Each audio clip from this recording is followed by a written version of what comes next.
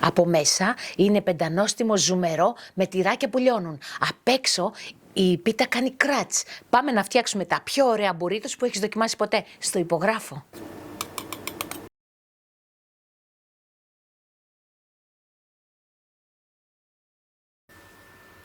Κόβω το φιλέτο κοτόπουλο στα 2.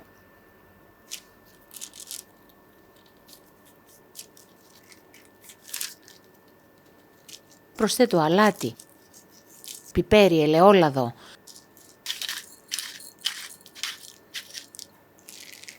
τα γυρίζω γύρω-γύρω για να λαδωθούν πολύ καλά. Κόβω όλα τα λαχανικά μου και είμαι έτοιμη να πάω στο τηγάνι.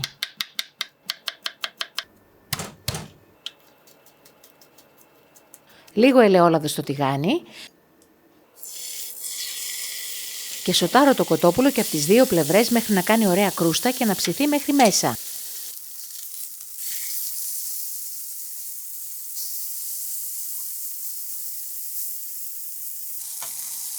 Προσθέτω τα κρεμμύδια. Γύρω στα 3 λεπτά από την κάθε πλευρά χρειάζεται το κοτόπουλο.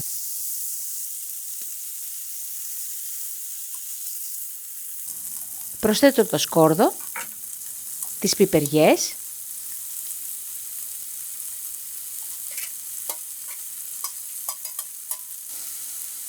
τα μπαχαρικά και λίγη ρίγανη. Ωστόσο, κόβω το φιλέτο κοτόπουλο σε μικρές μπουκίτσες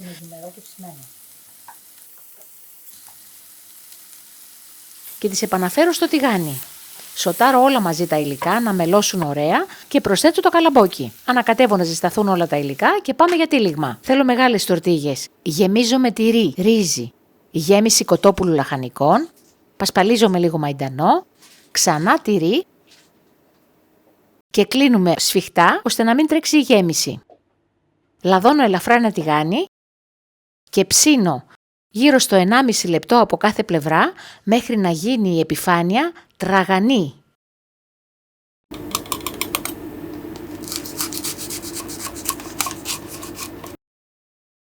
Απολαμβάνετε ζεστό. Να το φάτε ζεστό και τσιχλωτό να τρελαθείτε.